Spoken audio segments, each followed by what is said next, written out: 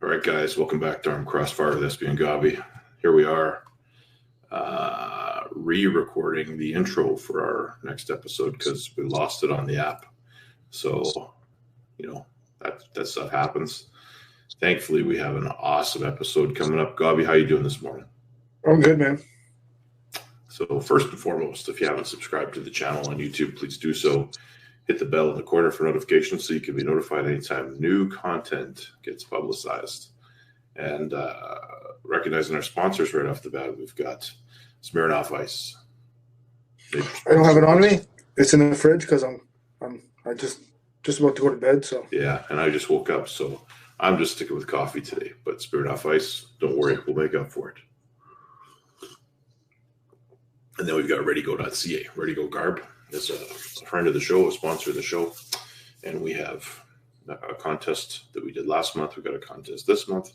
The current contest is still running. We're talking about the opportunity to design and put a saying on a shirt. And if you go to the ReadyGo.ca website, where all their apparel is, go to About Us, scroll to the bottom, you'll see the way to enter the contest. And there are some pretty good entries coming in there. But the announcement right now today is that they've upped the prize to $50 from $40. So for this month, if you win, you get your name on the shirt, your shirt gets put on the store, and you get a $50 coupon code for the store. So you can spend $50 any way you want. And you also get 10% off the store for life. So your snooze button went off, Gabi. Sorry about that, man. That's okay.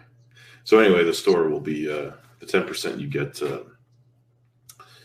forever. So this contest is good if you like their stuff, as we do. Good deal. Then it's a great deal for you.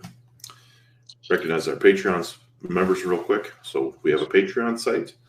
Slide over there if you want. It's the link is in the description of the video below. But we have 2 Tier 1 members, Brandon Irwin and Jorn Harold Habu, and Tier 2, Sean Russell and Bernie Marcocia. So we appreciate you guys. And just so you know,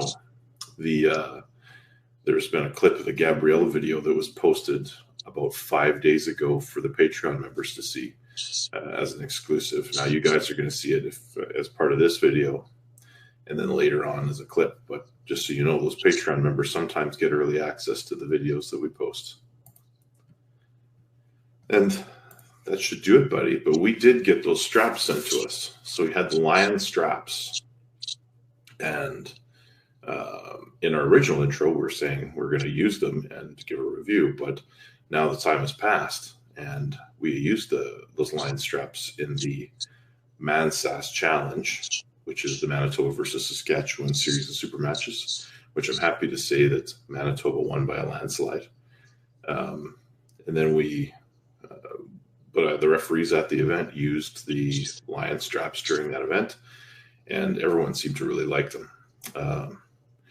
Their only challenges, and this is probably in reverse of what we normally see, is the lion straps are more favorable for larger hands.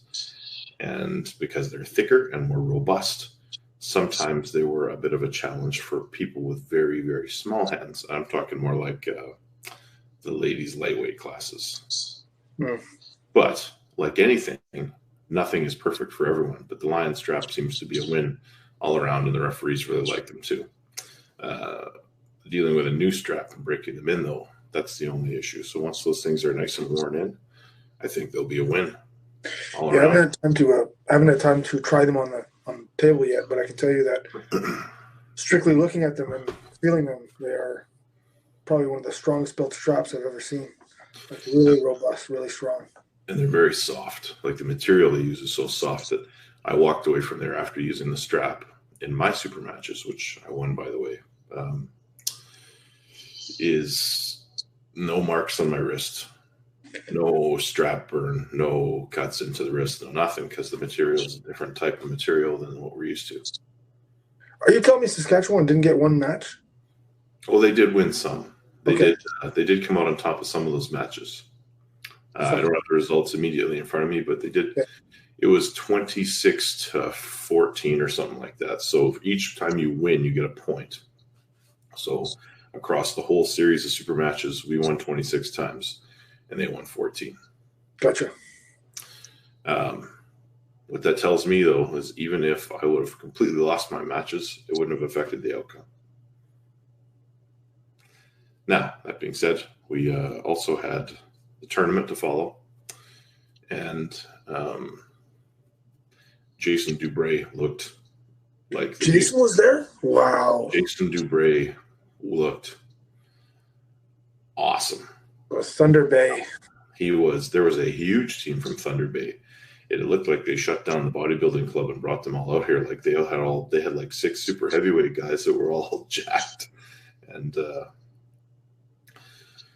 we had an unfortunate injury from one of those guys. So I don't remember the guy's name, but if he's watching, I mean, get well, buddy. It's, there was an arm break, but he'll be back stronger. And if he continues arm wrestling, I mean, that's going to be something he talks about in hindsight as one of the things that maybe even possibly enhanced his strength in his arm. A newbie? Was it his first tournament? No, he's been arm wrestling like a few months. So I think he's pulled one other tournament, but that's one of the challenges when you have really big, strong guys that aren't conditioned to the sport. And he was not in a bad position at all. And it didn't really spiral break. It was kind of a snap sideways. So it's, they set it and put him in a cast, and he went home. So Jason Dubray, though, looked like a goddamn animal. Like he was fast. He looked like a better version of what he used to be. You know what I mean? Yeah. And what he used to be was a world champion. Yeah. So that means when he pulls Fraser Benoit at the end of the month, we're going to see something special. Like I think those two guys are going to have an absolute killer war of a match in Thunder Bay. Well, I don't know, man. I mean, yeah. The way Jason hits, he hits right in where Fraser likes to go to. So you're going to see a grinding hook match. If he can stop it. If he can stop it, it's going to be a great match. I think he can stop it. I think they're going to sit there in the middle of the table and pull. But, okay. High points of the tournament. Bryce McMillan, the guy that I have that comes and trains with me, possibly getting the biggest win of his entire career. Mike Barrett, right? Mike Barrett, yeah. So Bryce goes in, and I know Bryce is strong. I don't know if Bryce knows how strong he is. And he pinned Mike. Like he... left arm, right? Left arm, yeah. And pulled him over, pinned him. Mike goes through the B-side, comes back. There's only one other guy. So Mike goes, beats him on the B-side, comes back up to the final. And Mike beats him. He top rolls him. So Mike likes to hook, but he top rolled Bryce. He pulled up the top roll, and I talked to Bryce. We made some adjustments, and in the final, Bryce took hand control, and Mike ended up fouling out. My question to you is: did Mike have a super match, and maybe? No, he did not. But Bryce did. Bryce did have a super match. Bryce did pull. Damn. He pulled Brad Esmond 3 times and beat him 3 times. So if we're talking about who the fresh man was, it wasn't Bryce, because he had had a few matches and had several hours to sit there and get stiff afterwards. So I was pulling in the tournament just because you show up, you pull, and there's two kind of cool things that happened. When I jumped into the right arm, I did that because I wanted to see the winner of Bryce and Mike go against Jason Dubray. The way the overall is structured is the super heavyweight guy goes first, and he goes through everyone, the other. So I didn't pull the overall left arm because I wanted to see those guys pull. And as predicted, Jason pulled Bryce. And I just think that Bryce wasn't ready for Jason quite yet, and Jason looked pretty dominant. So Jason wins the left arm overall and takes the sword home. I pulled the right arm, but one of the cool things is we had hang on, I don't want to mess the guy's name up because that would suck if I did that. Rayner. The guy's last name is Rayner. Rayner from Thunder Bay. And he jumps in. He hears that I'm pulling right-handed. as the bracket is starting, he didn't know I was pulling right-handed. And as an amateur, he runs to the stage and says, "Put my name in there." And he jumps in there just to come up and arm wrestle me. So I thought that was pretty cool. Because that's how it should be. And did he? We went into a hook and we had a little back and forth, and Man, when you told me they were giving swords away, I figured like dinky cliche swords, but man, I saw pictures of those. Those are fucking 5-foot swords. Those are legit. I do that every year, and I've got sometimes I don't pull it, but I got 4 of them in the garage, and they're probably the coolest things on the wall out there. So this tournament should be bigger than it is. And they do a women's overall and a men's overall, right and left, and you can't win both arms. So if you win the left, you automatically are eliminated from the right overall. Just to spread it out a little bit. Who runs this event?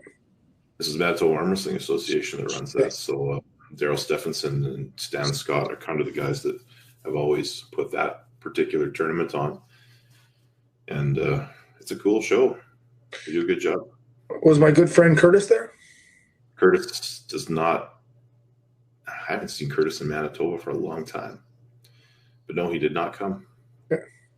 But we had 4 provinces represented. So we had the team from Ontario, a big team from Saskatchewan, obviously, because of the Mansask. And then we had 1 guy from the Edmonton Extreme Club. There you go. 4 provinces. And he drove all the way there that day, and he drove all the way home. Kyle Rayner is the guy who jumped into the class. And so we also have another guy named Dan Plexman, who's the older guy, and he seems to have like a crazy George-like style of arm wrestling. He's got a lot of fusion going on in his arm, and it really caused quite a few problems for the guys in the amateur class. All right, buddy, we got a special episode coming up. Gabriela is a very special person and a special guest, and make sure everyone watches to the end of the show so she has an announcement about an event she's doing in the not so distant future in the States. Yeah, most super elite athletes are among the best in their sport. Usually have a little bit of ego that comes along with them, and she was just so. Not saying she doesn't have an ego, but she was so genuine and polite, and yeah, that was a really nice episode to do. Yeah, it's pretty cool, and you guys watch carefully.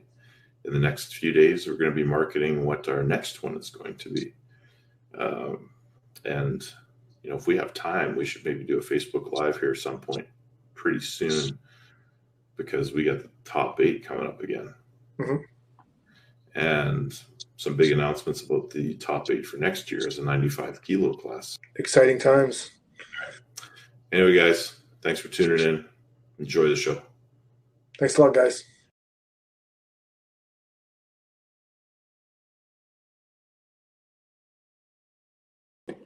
Ladies and gentlemen, today it is our honor on Armed Crossfire with Espy and Gabi to welcome our special guest, Miss Gabriela Vaconcelos. How are you doing today?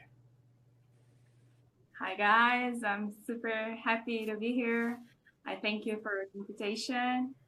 And I'm a little nervous, but I'm good. Did I say your name right? Yeah, perfect. Perfect. Excellent, because I'm very bad with that.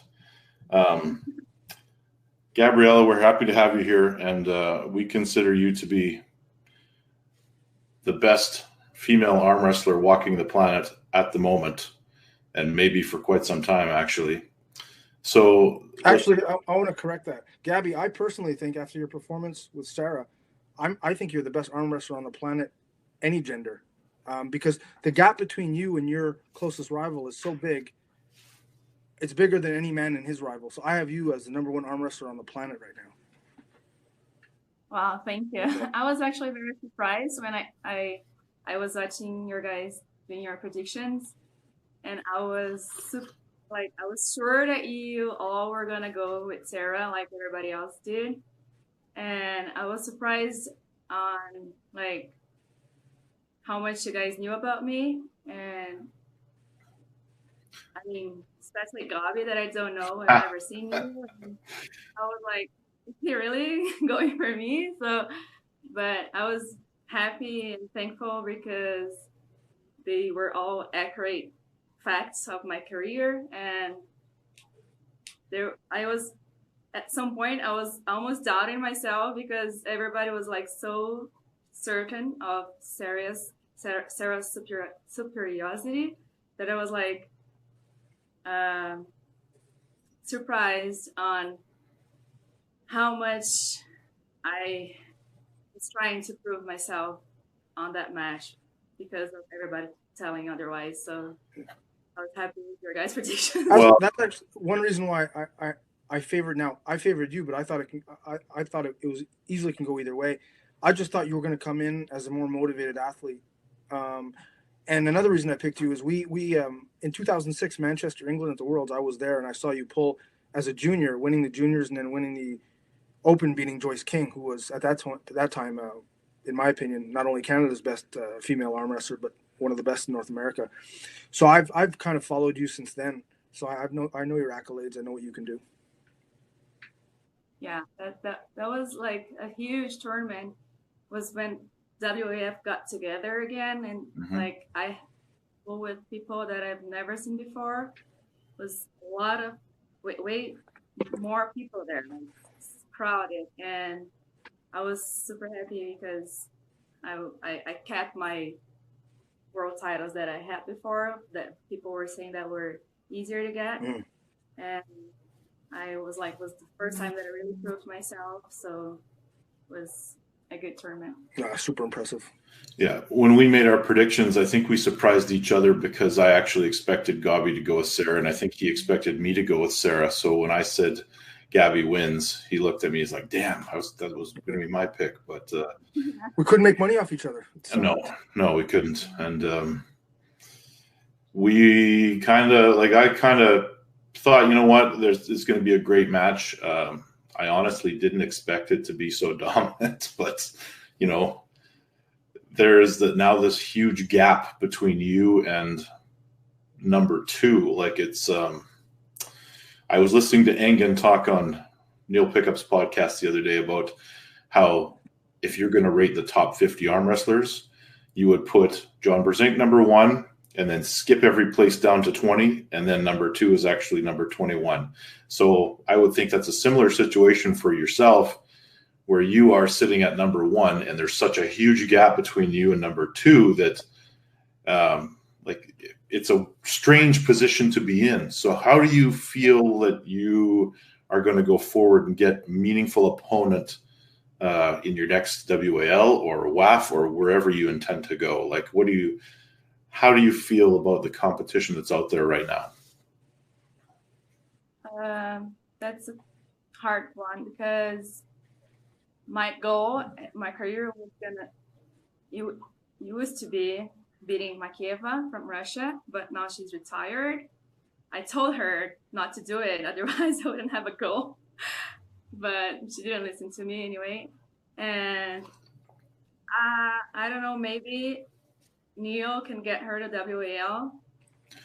And if not, I still have Eglė Vaitkutė from Lithuania, which I only beat her once left-handed, but then lost again. So these two, as they were very similar on being like the best ever, like no weight limit, these were my career goals, like to beat both of them and become the best of the world. I don't see myself yet as the number one. I want to beat both. Not sure about Makieva now because she's not playing anymore, but other than that, there's very other good European women out there. I mean, they have this culture of they have always new girls pulling. So who knows? Maybe there's someone coming up that I don't know yet that can give me a hard time. Let's see how this world will be, which will be like in 2 weeks, and I'll probably, and that's not, I mean, a like a last minute decision. I'll probably put the 80 class. It's too much for me to cut yet. Mm-hmm. And then as Makiba is not there anymore, I have a little more chances now. And we'll see. I mean, there's some Slovakian girls that are doing good. I don't know if they will come to WL, if they have like Europe coming, but as for worlds, I still think there's some good girls there. Maybe they are not like gonna beat me, but they are not gonna be easy to beat. No. Well, so right. Have you ever pulled Irina? Yes, and I lost. Okay. So that's in my mind, that's the match to make. But I had a best of 5 with her in 2016.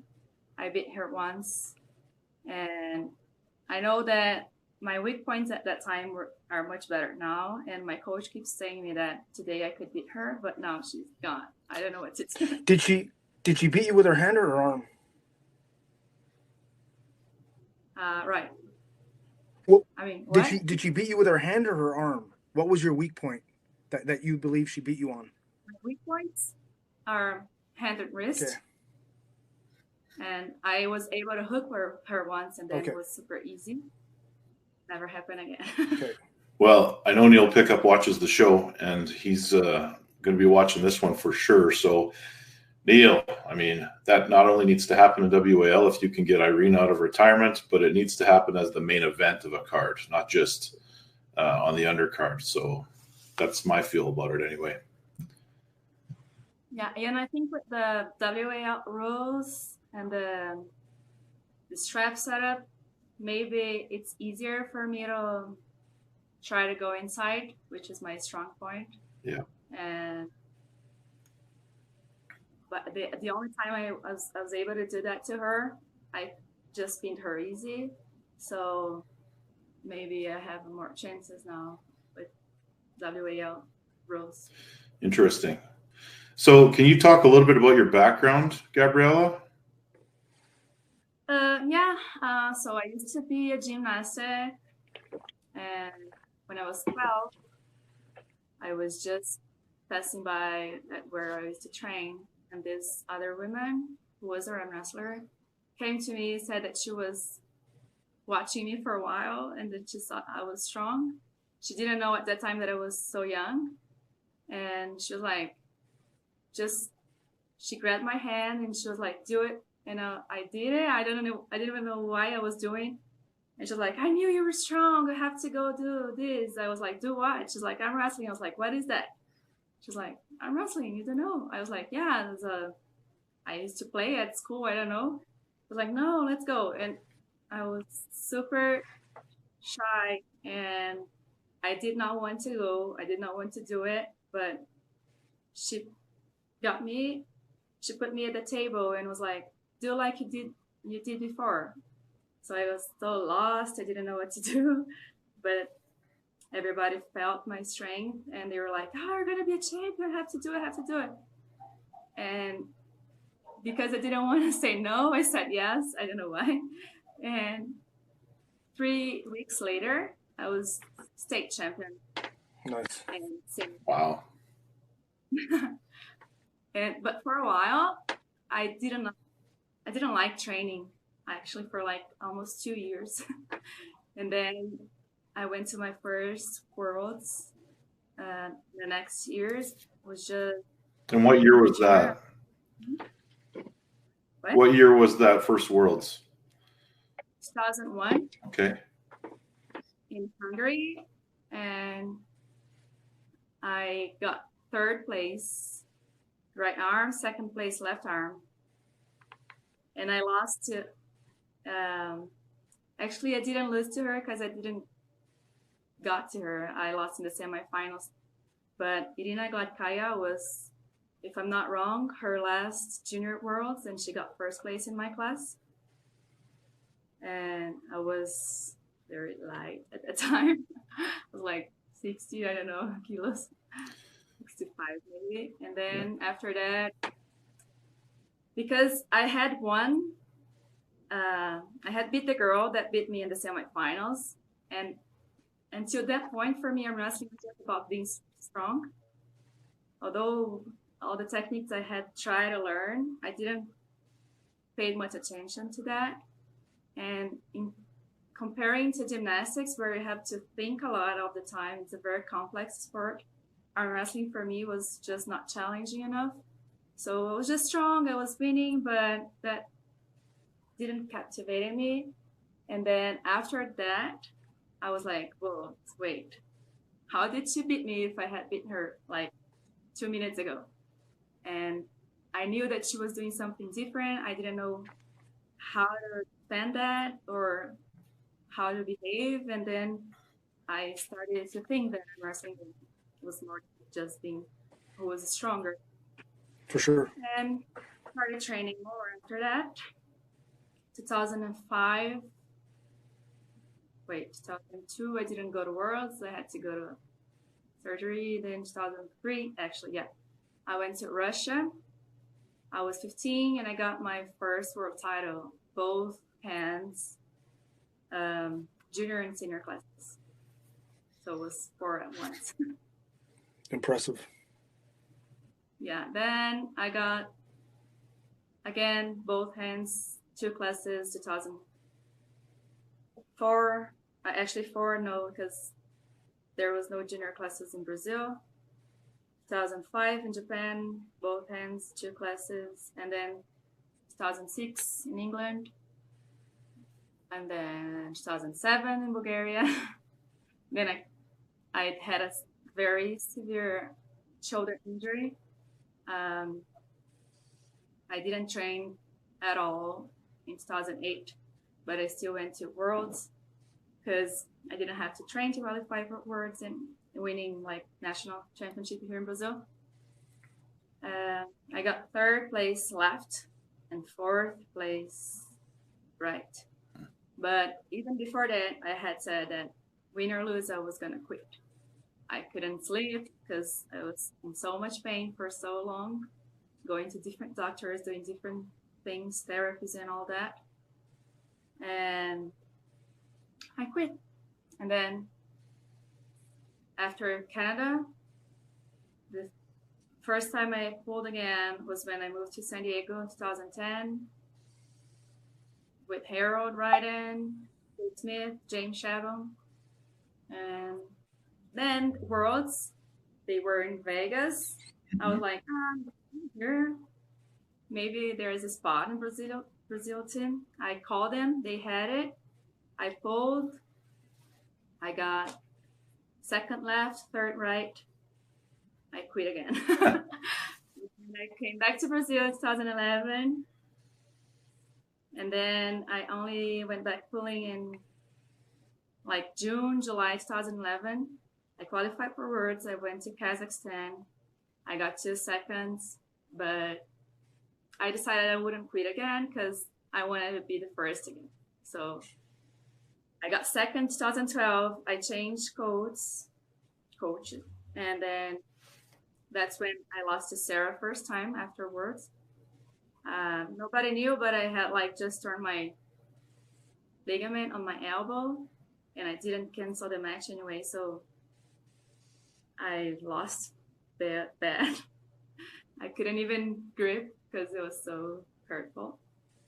Anyway, and then 2013, I went back to 1st place. Never left since. Nice. Wow.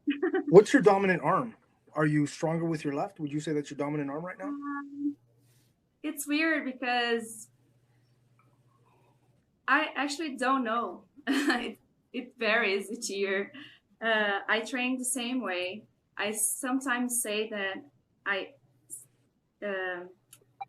when I win the right arm, it's sometimes easier because I think that maybe the other girls don't train that much the left arm. Okay. But I don't know if I'm stronger or not. Since my elbow in 2012, I don't feel that confident because I don't hook anymore. I mean, I do, but not so much. But it's sometimes easier to win left arm, but I think I'm dominant right arm. I don't know. Fair enough. Were you surprised in how easily you beat Sarah, or you weren't surprised at all? You were that confident. Yeah, I was. Okay. I was surprised because, okay, so I was trying to see what she was doing to prepare, because I was like, oh my God, she's not gonna post anything, so I can be sneaking her. And then she started posting those reverse rope climbings that I need to do, but I haven't done in like years. And I tried and was like, I'm not posting that.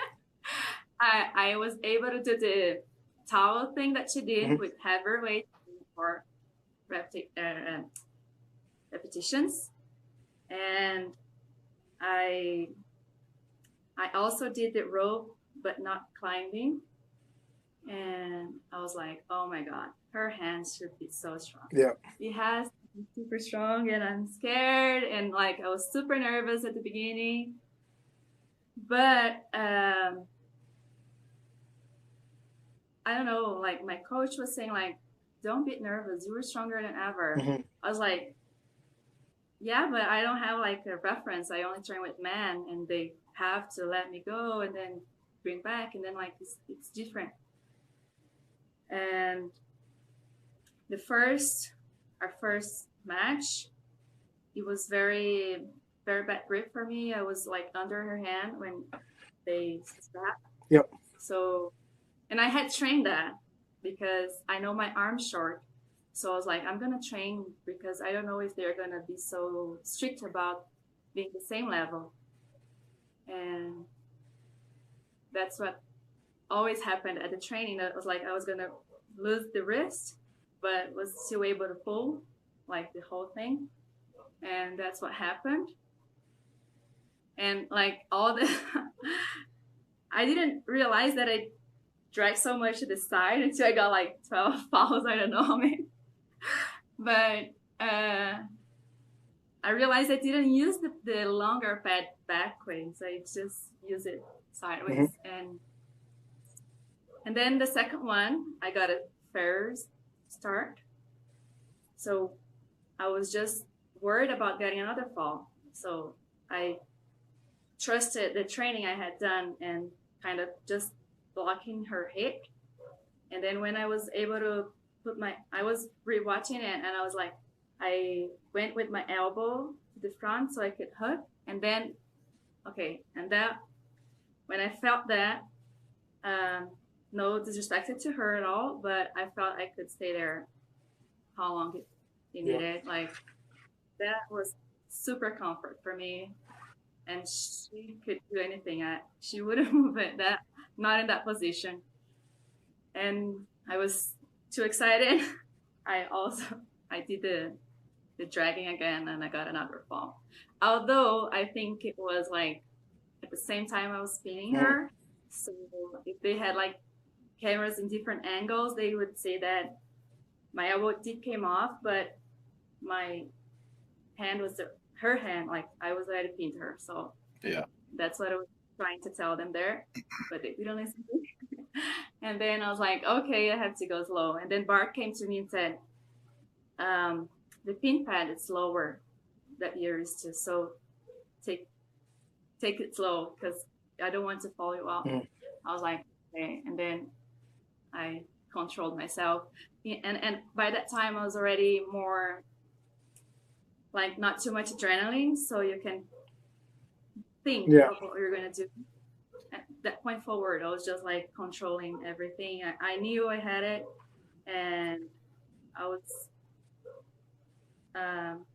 trying not to, I don't know, I was just trying to look good, but not disrespectful and entertaining. I know that WL requests to be entertaining. I don't know, to keep you there. And I've never, that was the first. I've never been so active pulling someone, and then I was rewatching. I was like, oh my God, I can't believe I did that. I can't believe it's stream. I can't believe, oh my God, it was so funny. But yeah, I was surprised. And to be honest, like Sarah wanted to know where she was standing, like where she is. I still think that she is beyond most of the other women because she's super strong. I She mean, is. I was stronger. Yeah. I was very prepared, but she can pull in the same level that I'm pulling today. I'm not like I have no doubts about it. She is like I don't see anyone in North America giving her a hard time. No one. That's a tough spot as well because you have yourself, who you're way up here. Then you have Sarah, and then you have like everyone else kind of. It's going to be tough to find matches for you both, and that's an interesting problem for WAL to have, but it's a fun problem. So, what are your thoughts on a lot of people suggesting that you should be matched up with men? I don't know. I never thought about it. Like could you beat Chris Gobby, for example? Be honest. It's okay. I don't know. I sorry. I don't know. I just like I was at the bar after WAL and I was looking at Sam Harris and I was like, maybe I can try. Love it. Because I know I was telling everyone I've seen him pull many times. I watched many videos of him. And I was like, he doesn't look that strong. And I know many of arm wrestlers don't look how strong they are, or they look stronger than they really are. But I was like, yeah, he doesn't look that strong. But I don't know. I only train with men, and they all say it's really hard for them to beat me. And once they let me hit, it's even harder to bring it back. So I don't know. When it comes down to the time, like the real time, I'm sure they all beat me, but I beat some men like in 70, 154 classes here, training, like for real, but not in competitions, like with the ready goals and stuff. But I don't know. I find it interesting that you train with men. Do you train with men out of necessity or out of strategy? We don't have women here to train. Okay. And like at all. So it's necessity and it's also strategy because I was training this week and when I grip my coach, I realized that my fingers are not so close because his hand's too big. And that's the exact position that I was holding Sarah like with just like this. Mm-hmm. Oh yeah. And I was like, I was trying to close my hand, but it wouldn't go. So I was like, that's why maybe I could hold her like that, which was something that Neil brought up. And I was like, I didn't realize, but now I was looking at it and I somehow understood how it happened. Yeah. Interesting. I've trained women in the past, and I've always recommended that they train with men. You can only be as strong as the people you pull with, and if you're the weakest person in the room, you have the most to benefit. So I'm a big advocate of women training against men and men training against stronger men. You might lose, but I think it benefits your training tremendously. Yeah, I've always wanted that. Like today, I train with men because I don't have any women that can train with me. But I've always trained with men, even when I was weaker, when I was starting. Like, so I completely agree with that theory that you have to train with whoever is stronger than you. So otherwise, there's no point of beating someone like you're not learning anything from it. No, absolutely. Yeah. Man, it's not often I get an athlete on the show where I can pick their brain like that. Right. But just a quick question. Let's say you're training, Sarah, or a big match. What's your number one go-to gym exercise? Your most prioritized gym exercise?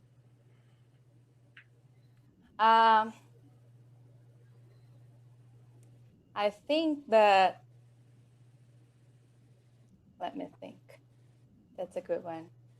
You know, like the one that I can really say that I'm getting stronger because the that rolling thing that goes against. Yeah. So I do this, going against, like, because sometimes you have the arm strength to pull, but your hand just goes open. And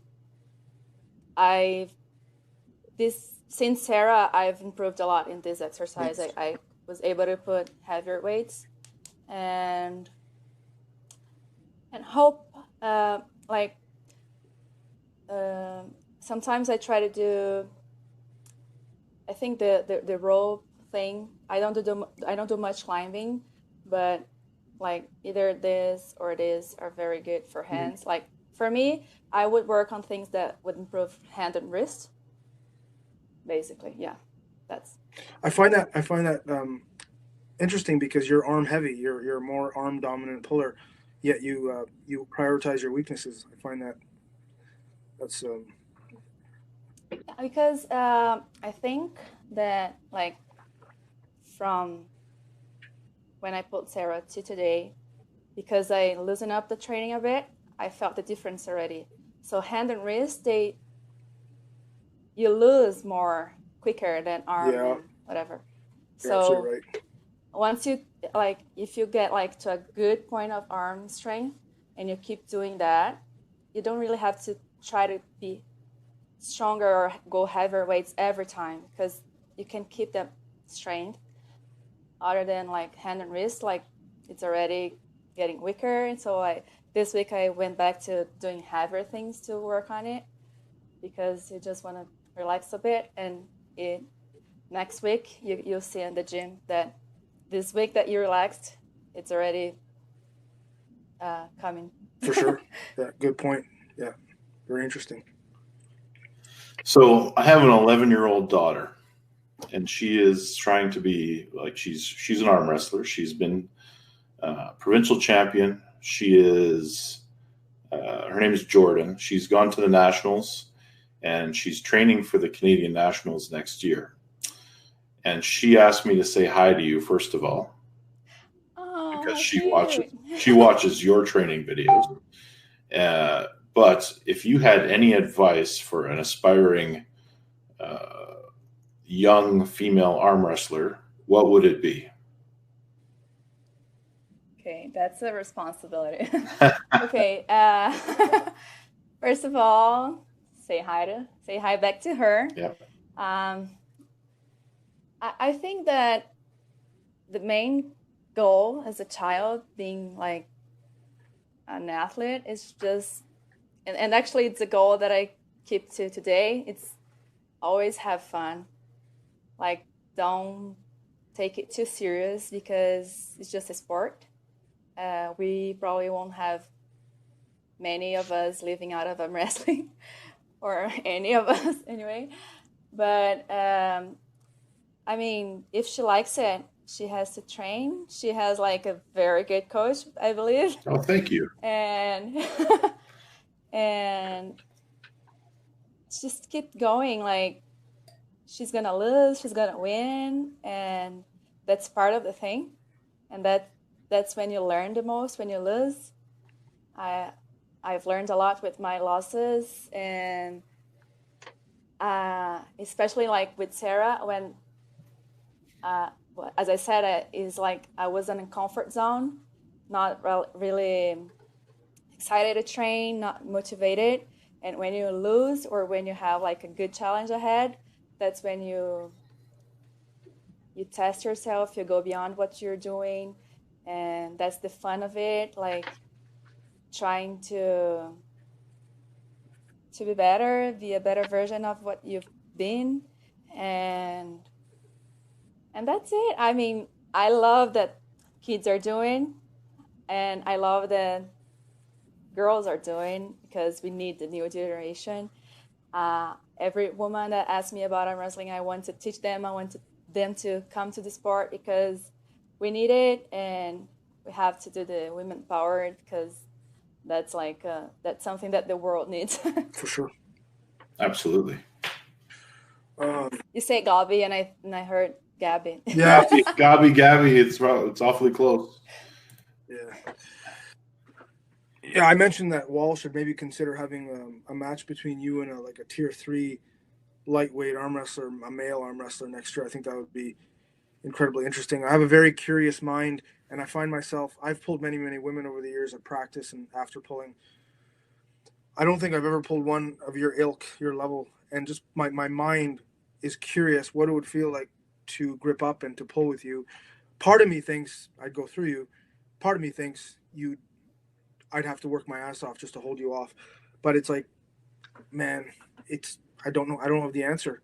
I saw you pulling with Ron Bath, and you pinned Ron Bath, so that tells me either he's one hell of a sandbagger or you're incredibly strong.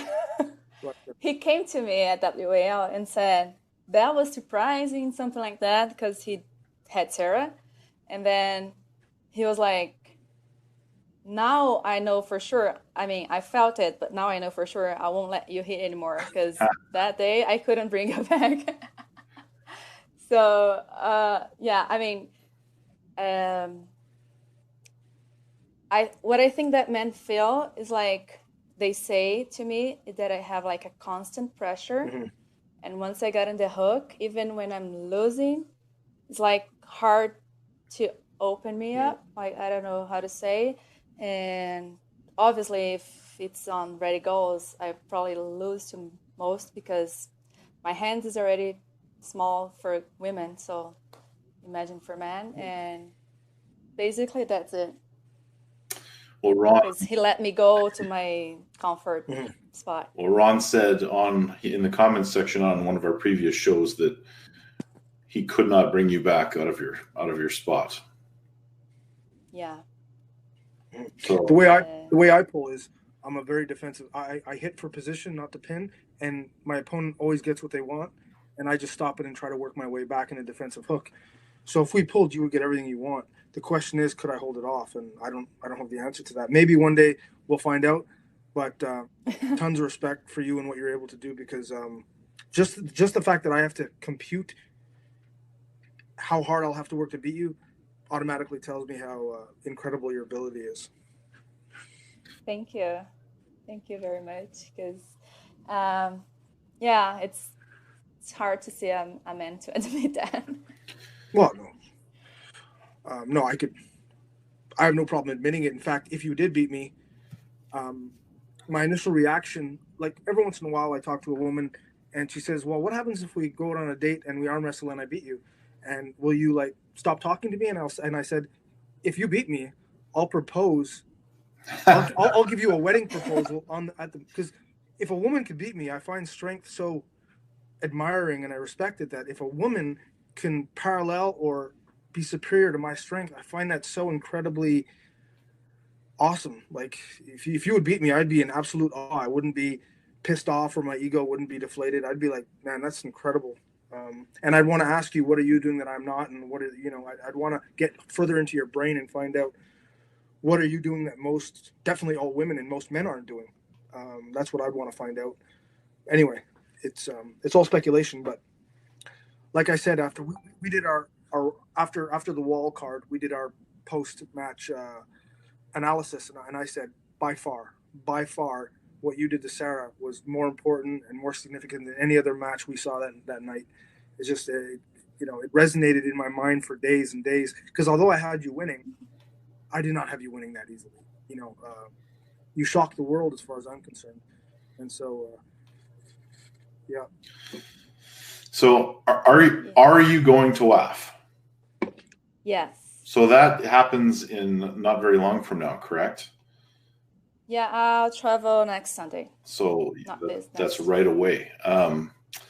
What are your feelings on the split that's happening again?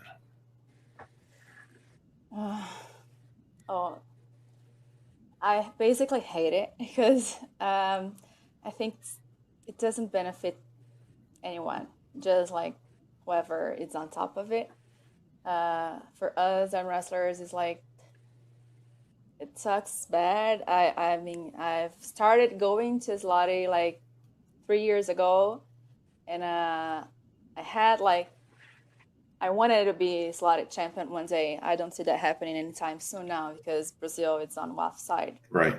And so like there were some other girls that I had only pulled at WAF because at Slotty because they had different weight classes that I probably won't pull again. And that was a challenge for me. I felt motivated. I had the chance to pull Egli, for example, which I'm not pulling at WAF. She's like 90 kilos. And I that was like beating her once was like an eye opener for many women or for many people. Like they never thought I could do it because I'm much smaller, small hands, and small everything. And I did it convincingly, but then I lost. But I mean, it can only stop everything from growing, I think. Mm-hmm. That's what I think. Yeah, they have some stuff to sort out. I'm curious, when you were talking about the World Championships you did in the early 2000s, was there two Brazilian federations at the time, or because I could have sworn that Umberto was always on the side of the new WAF. It's from 1998 forward. Was there two at the time?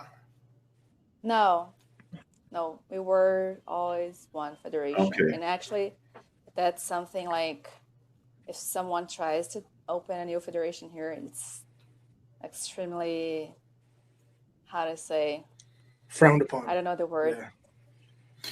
They just end it. They just use their somehow power and politics and monies and all that, and they just end with that federation. It's never happened since I started. Right. It would be similar in Canada, where I just don't think that anyone would support an upstart federation that would branch away from our current one. But actually, they're gonna be starting one here. I don't know how it's gonna do. I don't know how it's gonna be, but they are starting a new federation here to compete for PAL, and they're doing the paperwork. They have I don't know if you've heard about like ZT and Wrestling League. No.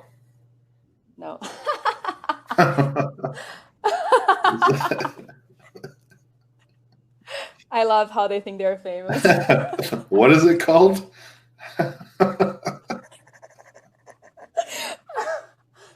ZT. Nope. No, I've never heard of it. They think they're famous. Okay, I've never heard of them. Yeah.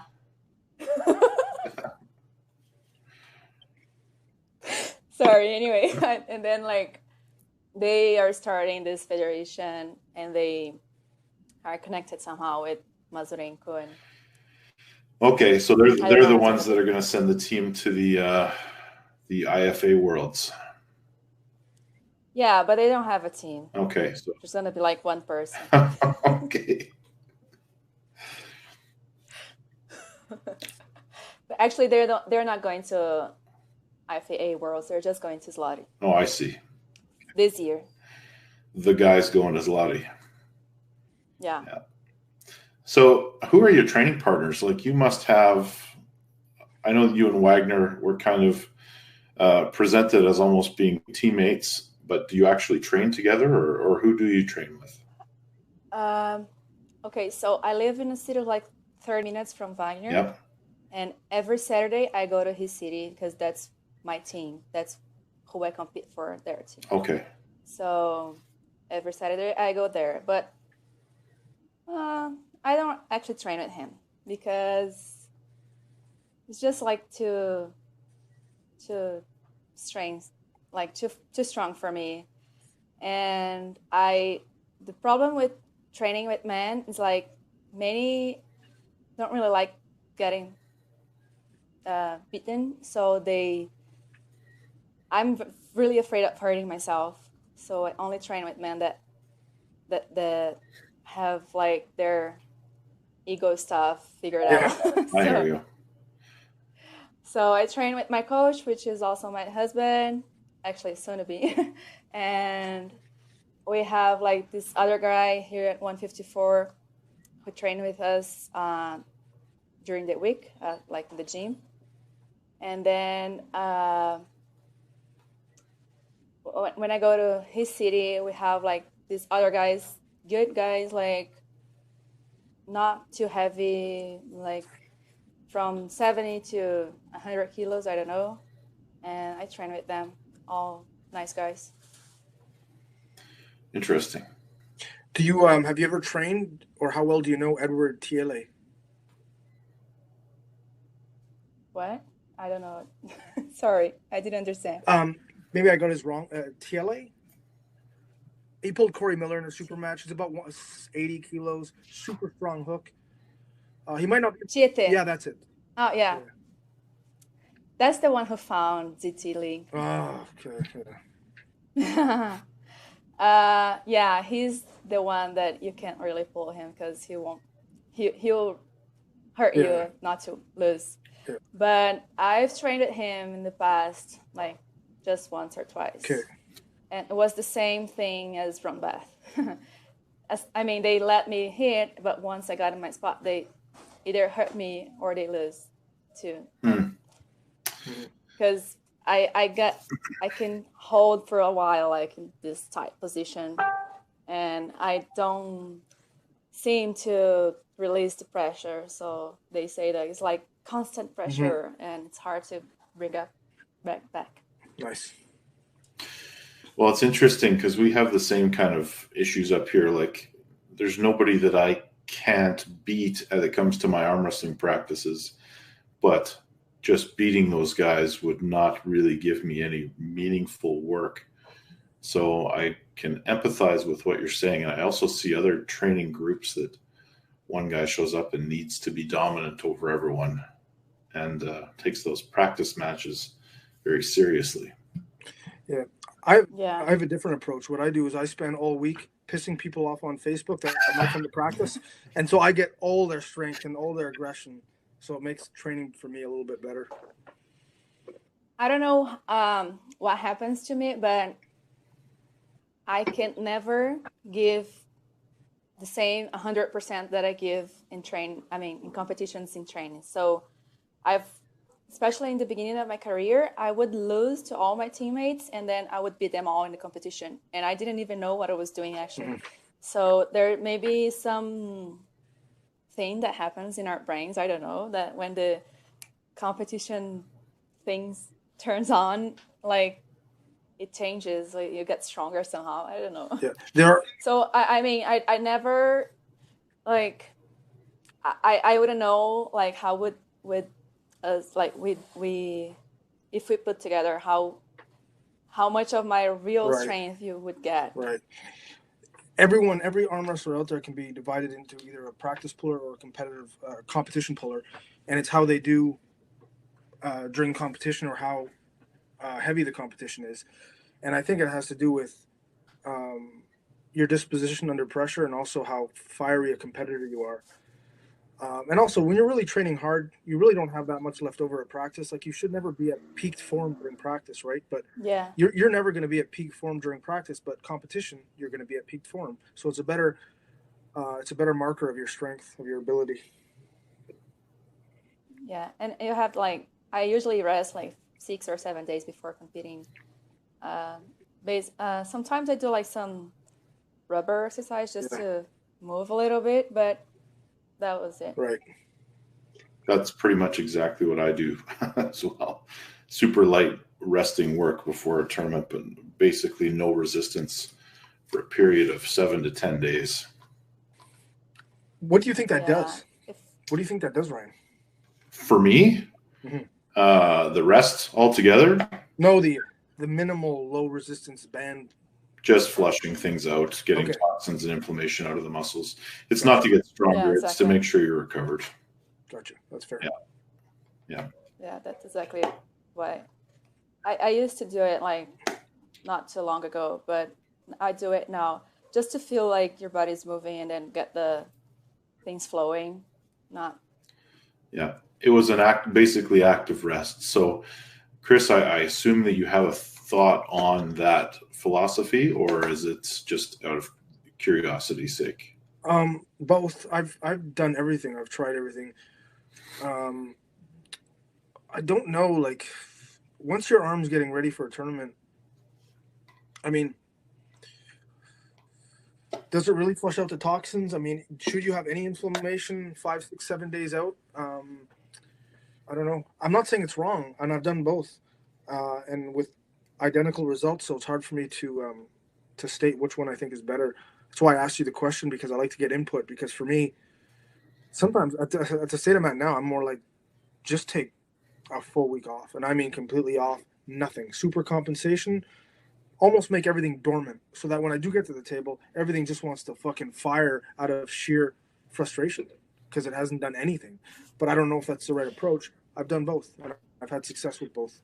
Well, I think of it as I've done both too. Yeah, I think of it as like almost like you have dirty pipes. At the end of your training cycle, you have dirty pipes, and if they just sit there, they'll stay that way. But if you flush some stuff through them, it cleans out everything.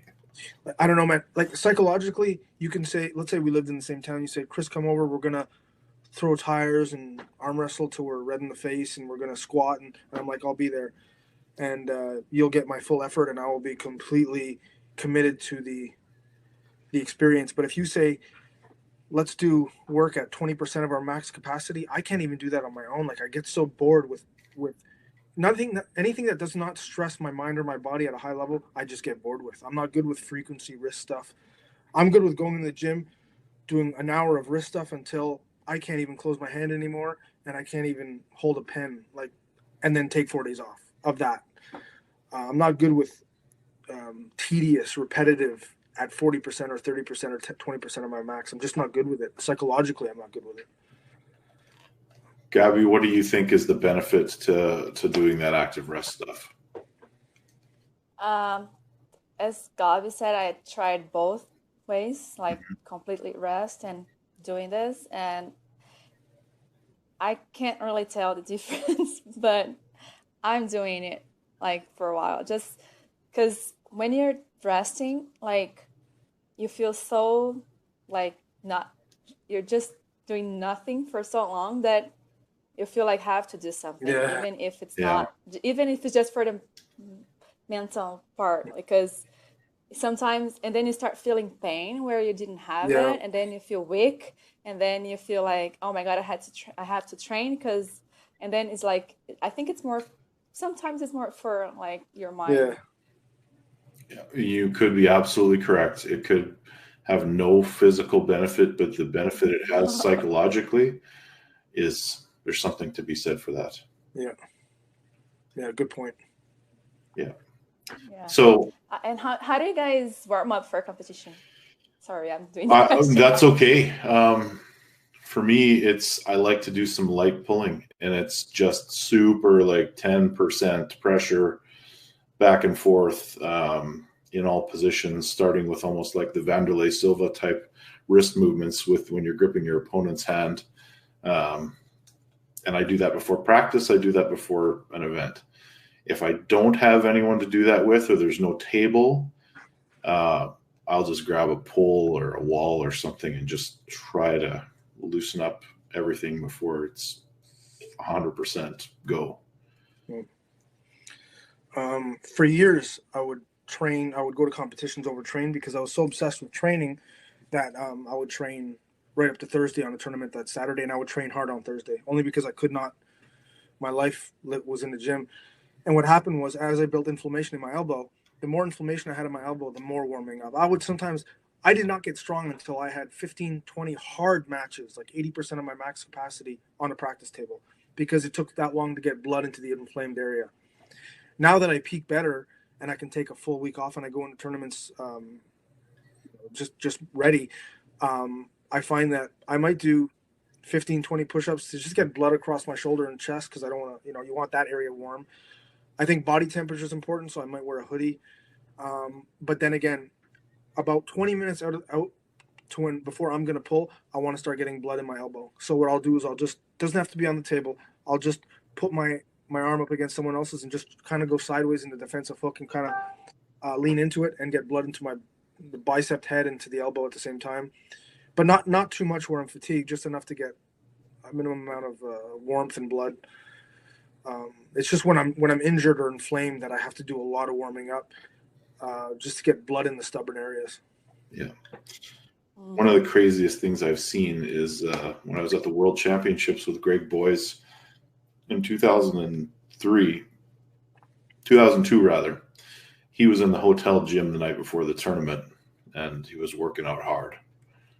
Wow. Yeah. Like squats or upper body? Upper body. Crazy. He's like, "You want to train?" I'm like, "No, man. Like, we're arm wrestling tomorrow." But he was in there. Yeah. The craziest thing I've seen is like that Michael Todd, he doesn't even touch his arm when the day he's pulling. Like, he doesn't warm up, he doesn't do anything. And I'm always, every time I see him, I keep asking myself, how he's gonna do that? Like, he doesn't do anything, and he just goes and he's ready. I don't know how he does it. Yeah, I've also noticed that if you're an explosive hitter and you absolutely need to explode off the ready go, you do not want to go in. You do not want a big warm up. You want everything dormant and ready to explode. If you're a catcher like I am, I'm more of I load into the hit and I absorb and I catch my opponent. I need to be well warmed up because I'm using my joint as like the brakes. I'm using to stop. I'm stopping the match with my elbow, so I need blood or else something's gonna pop. But I find guys that are flash hitters, they often go into a tournament. They don't want to be. They don't do a big warm up, and if they do, it's not like 5 minutes before. It's maybe 30 minutes before. Yeah. So I used to do that. Like I'm a hitter, but I try to warm up a little bit because I've gone to way too many tournaments where I've done that first big hit, and everything just felt like it was coming apart. Okay. Yeah. Well, what I've learned from my experience is even like in competition or in training, is that I do like I do like my max in strength, like at the table, or I usually warm up first, like I do some stretches and then it's just lightweight just to get everything awakened. And then I go to the table, I start doing, I go slow, but I go to the max, and then I do like 10-15 minutes rest, complete rest. And when I go back, I'm way stronger. Yeah. Like, and that's what I did to at WAL. I did like strong warm up at the table, like 50 minutes before the match, and then I rested like 20 minutes. I did it again, and then I rest another 20 minutes, and then when I start moving my arms again, when it's showtime, I felt that I was stronger than 50 minutes ago. So I usually do that now, because even when I'm training, I just go and then I start pulling, and then I was like, I'm so tired, I don't want to do it anymore. I go talk, and then I want to do some more, and then like half an hour later, I'm going there, not even warming up, and I'm stronger. So that's how that's how it works for me. Yeah, that makes sense. Yeah. Well, Q&A? yeah. Well, we don't have much for Q&A, and we're almost at an hour. I mean, we've probably answered it. Can I say something? Absolutely, you can. Yeah. Okay. So I'd like to talk about the little seminar I'll be doing in San Diego. 100%. You plug away. Yeah. So I have not much info about that yet. I have a friend helping me out. That's Lori Cole. And she is, yeah. I just kind of brought the idea to her, and she was all over, like, trying to help me in many ways possible. So I'm really thankful to her. And we'll be on December 7th, that I'll be there in San Diego, California. We'll be having like a little seminar. I'll be sharing most of the things that I know or people want to know, like how I train, how I prepare myself.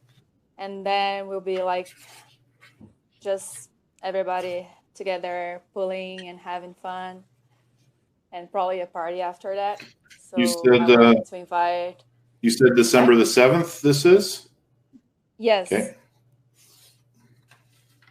And I want to invite you all to come, all people watching and you too.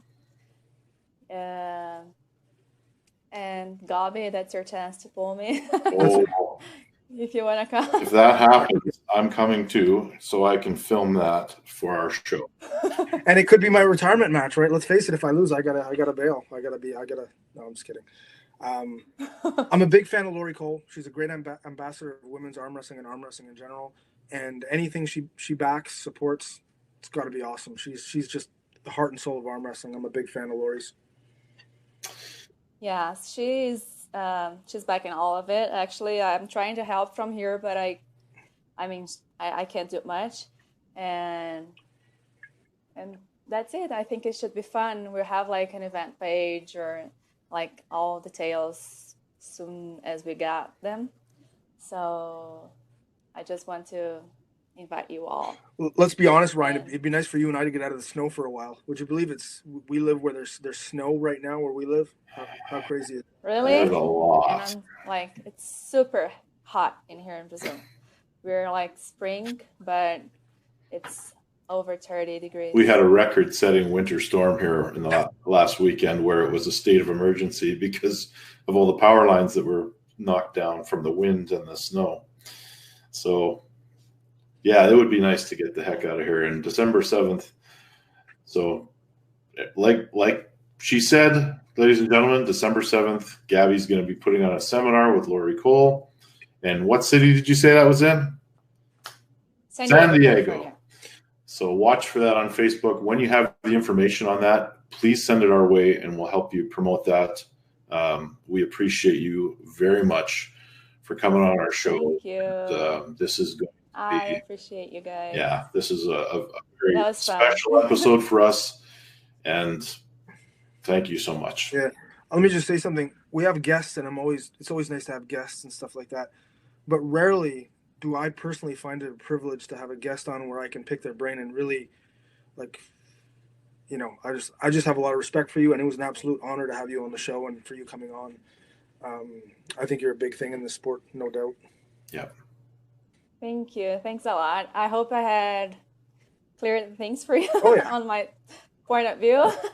And I appreciate your invitation. I'm really happy, and I hope you guys liked it. I had fun. Always. I talked a lot because when I start talking, I just keep talking. Well, that's what people. And that's what people want to hear. They want they want to tune in and hear what you have to say. So the more the better.